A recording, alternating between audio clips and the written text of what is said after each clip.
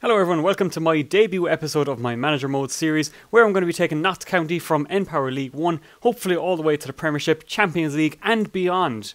I've decided to go for world class difficulty with a moderate leniency towards finances. However, the fans aren't convinced. I'm inexperienced, I haven't managed a club level before, so this is a big step up when the fans demand success. This year the board is expecting us to reach the round of 32 in the Domestic Cup, and they're also seeking promotion in the league as well. But before we have the competitive action, we have pre-season, a chance for me to prove myself to the fans, and a chance for the team to prove who is going to step up to the mark for me. Aldershot Town would be the first team that we face, the first chance for my team to stake a claim for their place. We started well with Hughes showing me exactly why he's a club legend, and why so many people are disappointed that he will retire at the end of the season. Unfortunately, I may have to begin planning for life without him already.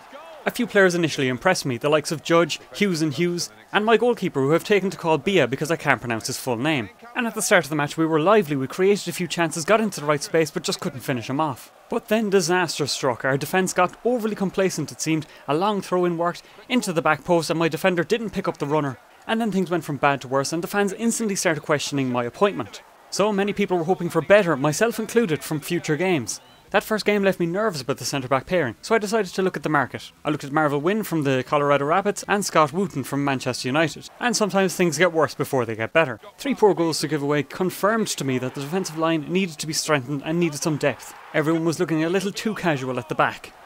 The final pre-season friendly brought some positives. I found Zoko as a centre-forward who looks like he could be a real talent. But once again I was shown that my centre-back pairing just wasn't working out, and then the new signing picked up an injury, of course. It was a poor pre-season for many players, but the press decided to single out Smith, a player who hadn't really been involved because I wasn't told about him by my backroom staff. After seeing this report, and because of the defensive problems and defensive injuries that we've suffered already, I decided to check him out and put him into the team.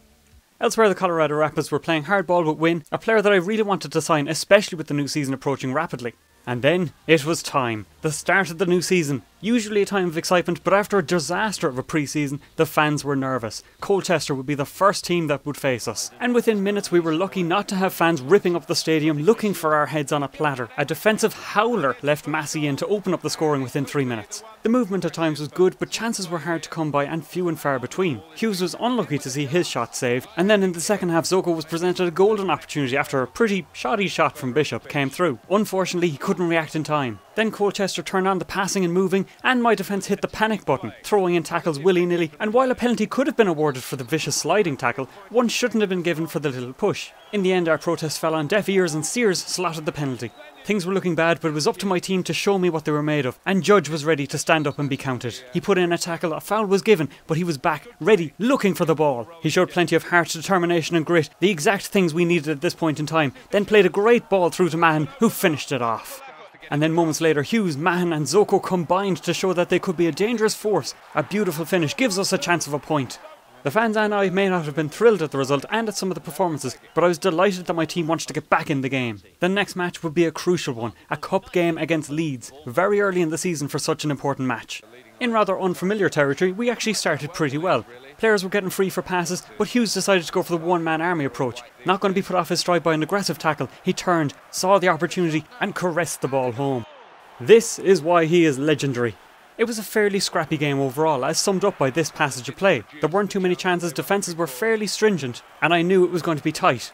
But sometimes you just have to get the stats, like shots on target, on the board. Believe it or not, Bia had a pretty good pre-season, besides all the goals that went in against him. There were some matches that could actually have gone worse, but he didn't exactly fill me with confidence here.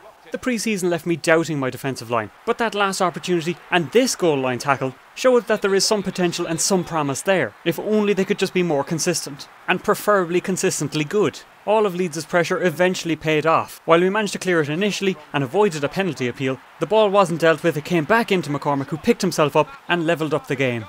But we weren't going to be denied. This is our chance, this is our cup run that we need. Hughes gets to the byline, whips it in, keeper doesn't deal with it, Zoko was there, and Zoko manages to hit the goalkeeper and score. What a taunt. So we finally gave something for the fans to be happy about, and wrapped up the 2-1 win to continue our cup run. Back in the office we had transfer negotiations to deal with. Shu and me didn't impress in pre-season, but I wanted to eke out a little bit more money. The Colorado Rapids had a similar line of thinking and set a $275,000 price tag on Wynn. My chief executive, on the other hand, wanted to play hardball and thought that an offer between $86,000 and $173,000 would probably do.